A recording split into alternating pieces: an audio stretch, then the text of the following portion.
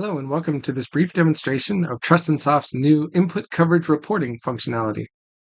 Let's start by first reviewing some simple sample code. Here we have a function called calculate. It takes as its inputs an x and a y integer. It performs some mathematical operation on those integers after doing some boundary checking and returns the result of that operation. Now this function is standing in for what's more often a much more complex algorithm, but the lesson and the result here is the same. Input coverage reporting is crucial when doing testing on algorithms like this in order to understand that when you have a result that says you have no undefined behaviors, that it is also exhaustive when considering all possible inputs. The classical way of testing a function like this is through a test driver or a test harness, and we have that over here in testdriver.c. We have a small function called test discrete inputs, which you can see is the only function called by the main here. It uses within it a handful of discrete values for x and y, and it runs through a series of checks in order to see that the boundary checks are correct and are working, and that all of our tests are passing. For starters, I can run this test with a simple make test, no TrustInSoft involved yet at this point.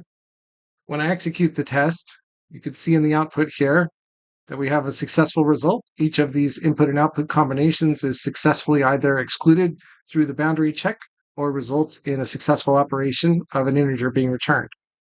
But is this code free of undefined behaviors, or are they present but undetected still through a lack of sufficient input testing? Let's find out. I'm going to get started with TrustInSoft by reusing my existing test, no code or other modification required. I'm merely going to run a make tis L1.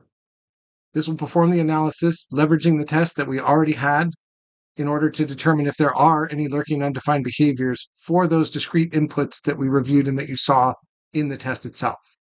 In the corresponding report, we can see that there is one analysis and it's green, which tells me already that there were no significant issues.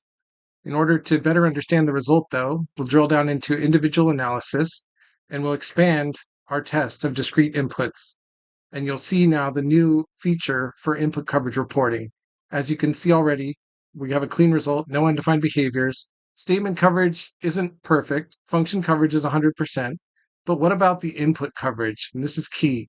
As I expand the input coverage reporting, you can see, as we noticed in our test driver itself, we're using individual single values for x and y and using those to drive our test. What that means to TrustInSoft and to this result is that this no undefined behaviors, it means there are no undefined behaviors for those specific input values, which are listed here now in the report. And you can see that though these are multiple values, the overall generalization rate is 0%.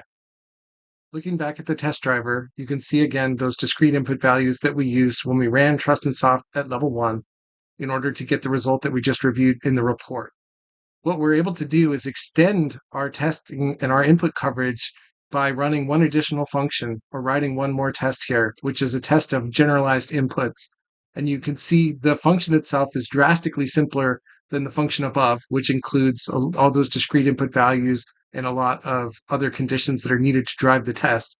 In order to run a fully generalized test with TrustInSoft, it's simply a matter of using these two TrustInSoft invocations for this helper function called tisinterval, and we're asking it to make x and y all possible integer values on our architecture from the int min to the int max, and then we are calling the calculate function with those generalized input values.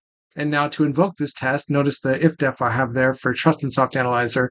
When I initiate the analyzer at a level 2, it will execute that additional test for generalized inputs, and you'll be able to see not only will we detect a lurking undefined behavior, but our input coverage reporting will reflect the fact that we've generalized all these inputs. And so now to invoke and run this, make tis L2, and we can review the new result. As you can already see in the report here, there is a new issue. The number of analyses is now at 2, with one of them returning an undefined behavior. Let's investigate by drilling into the individual analyses. As you can see here, we still have no undefined behaviors for those discrete inputs that we were testing at level 1. However, on our generalized input test, an undefined behavior has been identified. When we test with all possible integer values of x and y, we find that it's actually possible, despite these boundary condition checks, that D could be 0, which could result in a division by 0, an undefined behavior. Notice also that our statement coverage has gone to 100%.